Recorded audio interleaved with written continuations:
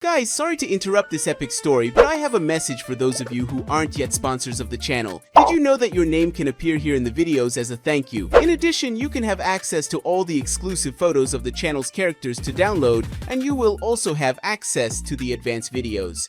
In addition, you can choose a unique story that will be turned into a video for everyone to watch, so subscribe to my Patreon link in the comments. Well, let's get back to the story. In Universe 7, on the beautiful planet Earth, which had witnessed many epic battles and events that could have destroyed it, there had been great peace for a long time. Everything seemed calm and peaceful, and all the people on the planet seemed to be going about their lives with glamour and subtlety. But of course, this only involves normal humans who have no idea that there are extremely strong people who have reached the level of gods, and who also live on the same planet as them. One of these extremely powerful beings, obviously, is the Saiyan who was raised on Earth, Son Goku, who is responsible for saving the planet and even the universe several times. Goku, as usual, used various training methods to become stronger and thus surpass his limits. But these days, he was doing various tasks at home, fulfilling his duty as a husband. Well, actually, that's what Chi-Chi says, and so Goku obeyed without hesitation. Goku was gathering some small logs of wood to make a bonfire. Chi-Chi wanted to have a big feast today because today is the birthday of Goku's youngest son, Goten. The boy was already turning 12, and this showed how time had already passed extremely quickly. Goku said, "Phew, I think this amount of wood is enough since it's a big feast. I made sure to get a lot, ha ha ha," the Saiyan commented while organizing the wood near a large tree. After a few minutes, Goku put on his uniform and went home, because he wanted to invite his son Goten to go fishing and maybe even play some games in the water. After all, today is his birthday. Goku quickly flew home and found his wife Chi-Chi, who was waiting for him with an expression of fury, but at the same time of doubt. Goku had no idea why she was angry, especially at a special moment like this. But anyway, he just went on his way and started talking to his wife. Goku said, "See, Chi-Chi, did something happen? Was it something I did? If so, please forgive me. I swear I won't do it again. I promise," Goku commented pleadingly, predicting that his wife would give him a big lecture. But unexpectedly, Goku wasn't the center of Chi-Chi's anger this time. The moment she saw him, she ran into her beloved husband's arms and began to shed a few small tears under the casual clothes he was wearing. Goku didn't understand, but somehow he instantly felt that he should reciprocate and hug her back. Goku was worried. He usually didn't know what to do in this kind of situation, but what he was doing was more than enough for Chi-Chi. And then, to put an end to the mystery,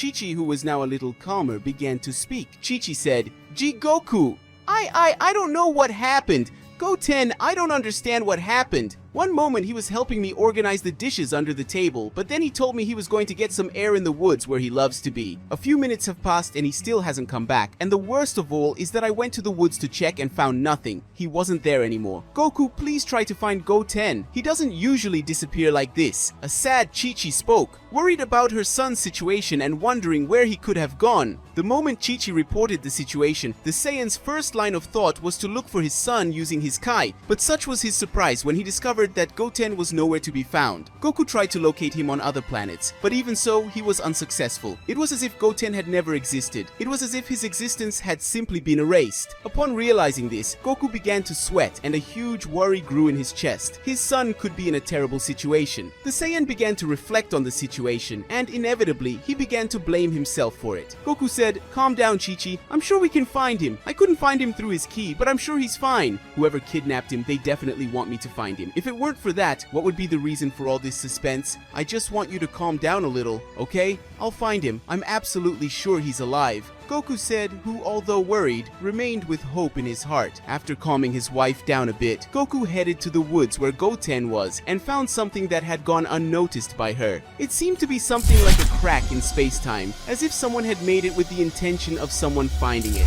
This only increased the Saiyan's hopes that his son was still alive. Now it seemed entirely plausible that Chi-Chi had not noticed this crack since she was in a tree and had camouflaged herself with the environment. Goku quickly came to the conclusion that the individual who did this certainly had divine power, since there are few people who can create dimensional portals. Of course, they are rare exceptions. This crack had been opened through divine power. It seemed to be a dimension that transmitted such power, and Goku could feel an enormous amount of energy. Goku said, "Well, my suspicions were correct. The individual who kidnapped Goten wants me to go rescue him, but I don't think it will be that easy. He is certainly planning something. Who could it be? An old enemy? Someone new? A god? I have no idea." Frieza would have no reason to make games like that since he likes to get straight to the point. Well, anyway, my questions will be answered when I enter that crack, said an extremely calm Goku who coldly analyzes the situation, about to discover the truth behind all of this. After reaching some conclusions about Goten's disappearance, Goku opens the crack using Divine Ki and thus manages to enter another dimension. And what the Saiyan saw had definitely left him with an empty feeling, exactly like the place he was. There was nothing, no trace, no smell, no ki, no voice, no atoms, nothing. Just the origin of everything, nothing. It was frustrating for the Saiyan to have the thought that he was so close to finding his son and come across a reality as harsh as this. Being in that place, he no longer knew what to do because the crack he found was the only possible explanation. But after a few minutes, an extremely muffled and noisy voice emerged from the immense space that was devoid of life and structure. A voice that Goku had never heard before, and this made him even more worried. The voice spoke, "Hello, Son Goku, warrior of the Saiyan race. You must be full of doubts right now, wondering who I am, but you obviously don't know me. We've never met, but I've lived with your race. They exiled me. They thought they could imprison me forever, but these useless efforts only made me even stronger. And now you, one of the survivors of this pathetic race, will finally witness my enormous power of revenge," commented an absurdly spiteful voice, expressing all its hatred and repulsion in a few words. Goku said, "Whoa, who are you? What did you do to Goten? Where is my son? Tell me now, or else." An extremely irritated Goku spoke, who ended up being interrupted by the voice. The voice said, "Calm down, Lost Saiyan. Your son is fine. He's in good hands. He is here with me, but I fear he won't be able to hold out for long. After all, the gravitational pressure of the place I am is something beyond anything you have ever seen." Goku said, "See, calm down. Don't do anything. Don't let him die. I don't know what you want, but we can talk about it. It's me you want, isn't it? If not, there wouldn't be all this mystery just to attract me," Goku argued, trying to sound calm and convinced of his words. The voice said, "Well, you're right. First of all, I want you to know my name. I am Cumber, a Saiyan. Just like you, I want to have a battle against you after all. That's the Saiyan spirit. As much as I hate this race, it's in my blood," commented the softer voice in contradiction to the previous tone of voice. Goku said, "Oh, okay, I want to fight you too. I witnessed how strong you are when you created that portal. But first, I have to get out of this place, don't you think?" said Goku, who was starting to follow the rhythm of the situation. Instantly, a large portal opened and filled that empty and informationless space with an enormous light, and without thinking twice, Goku threw himself into that portal, not knowing what could happen. Goku, who didn't know what could happen after entering this mysterious portal, simply trusted his instincts and his determination to save his son. He definitely didn't trust the supposed Saiyan who had talked to him, but he was the only possible explanation for all this to happen. So, without blinking, Goku closed his eyes, waiting for what he might find. When Goku opened his eyes, he was in for a big surprise. He had stopped on a planet that was apparently empty. All Goku could see were the bones of bodies that had already succumbed in that place, and because the environment had several traces of debris everywhere, in addition to the cracks in the planet's soil, Goku could only conclude that there was a tremendous and fervent battle in this deserted and alone place. Goku thought, "I don't understand. I entered the portal, convinced that I would find my son here, but all I find are traces of bodies. I have no idea where I am, but I have to find Goten, no matter what I have to do." And anxious and worried, Goku thought, with frequent sweat on his forehead. As Goku mourns his newest apparent failure to find his son, a large aura ends up forming in that place. Goku didn't know exactly what that was, but it was definitely not a pleasant presence. Goku could feel that the ki from this smoke was a huge danger, and that he had to stay away from that energy that was growing more and more. When Goku closed his eyes and opened them again, all he saw was a very muscular man, tall, with hair that resembled his brother Raditz, and a very peculiar style of clothing. He wore black pants while his upper body wore a huge red shirt, accompanied by a white mask that completely covered his mouth. Goku said, "Come on, tell me, who are you? Are you the guy I was talking to just now? Are you the Saiyan Cumber?" said a nervous Goku, waiting for direct answers. Cumber said, "Yes, Son Goku, I am Cumber, the Saiyan who was exiled and left to die by your filthy and treacherous race. And today is the day when you, one of the survivors of the warrior race, will pay for everything. I will find all the traitorous Saiyans and guess what? And you will be the first to feel my wrath, Cumber commented with a serious and cold expression, and although it was not possible to see the expression on his face, his words were more than enough. Goku said, "Look, I honestly don't care about all this nonsense. Where did you hide, Goten? I want you to bring my son. If you do, we can talk, fight, or anything you want. But please return it," said Goku, wanting his request to be fulfilled as quickly as possible. Cumber said, "Now calm down, blood companion.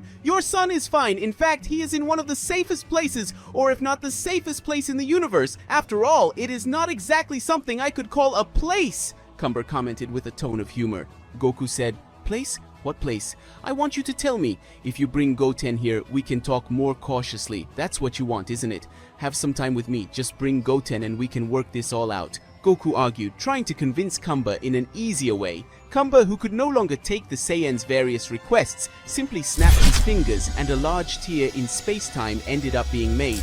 In this huge tear, it was possible to see a figure coming out of it, and that figure was Goten, who remained unconscious. Goku was absurdly happy because his son was really alive. He could feel his ki. It was as if no harm had been done to him, which proves that what Cumber said was correct. When Goku observed that Goten was fine, he knew that now it was his turn to resolve the matter that Cumber wanted to discuss with him so much. And honestly, Goku really didn't expect that this conversation would bring significant results for him. Cumber watched Goku for a few seconds. It was visible that Cumber's eyes could convey his face at that moment, and what he felt now was a tremendous satisfaction. Nothing was more important than this moment for him. Nothing could interfere, and it would be a unique moment. Cumber said, "Very well, now that you know your son is safe, allow me to place him in a barrier and leave him in a safer part of the planet. With that, I guarantee you that the boy will not be harmed. The barrier I will create could withstand all the damage from our fight easily, so there is no need to hold back, understand?" He spoke a calm and subtle Cumber, explaining part of the situation to the Saiyan. After exclaiming this, Cumber immediately created the barrier around Goten and sent him to the most underground parts of the planet, a place where he would be safe. When Goku observed this, he broke into a genuine smile, because this was the perfect time to test his skills again, no matter how hard they were against an extremely lethal enemy. Without wasting any amount of time, Goku immediately transforms into Super Saiyan Blue, exuding an exuberant divine presence that fills and drives away all evil things in that place. Cumber looked at that state and was a little surprised because he didn't imagine that other Saiyans could do that. Cumber said, "You are certainly quite incredible. I believe that Prince Vegeta can also do the same, right? Well, I think he will be a bonus for me." Goku didn't want to waste any more time, and he quickly headed towards where Cumber was with his teleportation and tried to deliver a concentrated kick to his neck. But all Goku received was a tremendous headbutt to his leg from Cumber, and it had hurt a little on his leg, but nothing that would hinder the Saiyan from fighting. Seeing that his first attack was unsuccessful, Goku tries to throw a right punch at Cumber's stomach, but in fact he wanted to place a sphere of contained energy from Divine Ki and spread such energy throughout his body, because perhaps that way Goku managed to destroy him from the inside out, but he couldn't be more wrong about that. In reality, the energy that Goku deposited simply served as a supply for Cumber, who returned the energy by delivering a large punch to Goku's stomach, which was followed by a right hook accompanied by a series of punches to his face. Goku was starting to take damage, but it wasn't normal damage, but damage that was in a single part of his body. Goku felt that it was as if all the blows and pain he had suffered came together in a single part of his body to harm him even more, which made the situation even worse because one of his shoulders was unable to rise.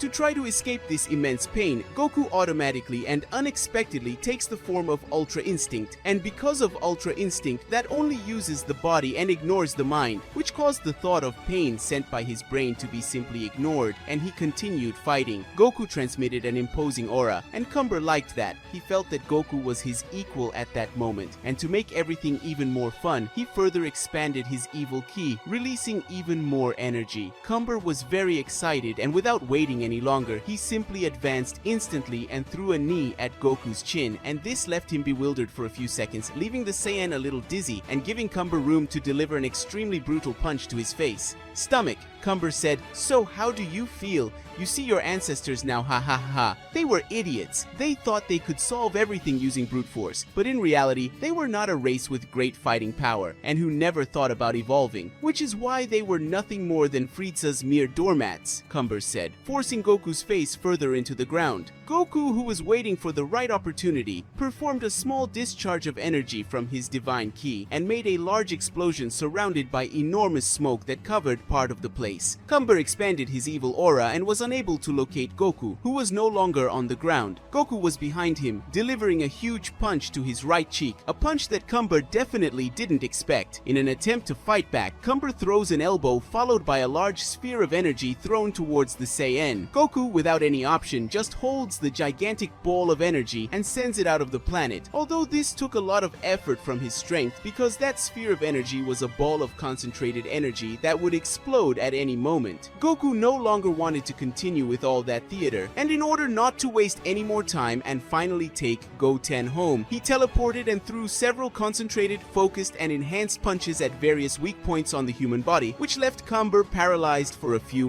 seconds. At that moment, it was enough time for Goku to release a huge Kamehameha towards Cumber, which made the Saiyan disappear completely without leaving a trace. After finishing the battle, Goku came out of his Ultra Instinct state and went to his son, who was completely fine and free from physical harm. To escape from this place, Goku saw that there was still a trail of cracks in space-time. It was the perfect opportunity for Goku to finally return to his home together with his son. Goku thought, "This Saiyan is very powerful. I need to warn Vegeta as quickly as possible. After all, this guy will appear again. This isn't over yet, but I need to get out of here as quickly as possible." Goku commented before entering the portal. Chi-Chi was just waiting for the two, always holding out hope that they would return, and she wasn't wrong, because within a few seconds Goku and Goten had simply appeared quickly. A happy and smiling Chi-Chi hugs the two, thanking Goku for rescuing their son, and so the three of them still went to celebrate Goten's birthday, because not a day had passed yet. This way, Goku and Goten enjoyed this day as if it were their last. Guys, that's how we wrap up today's story. Do you want a sequel? Can Cumber return? It all depends on you. So comment, and of course don't forget to subscribe and leave a like. See you in the next video. Goodbye.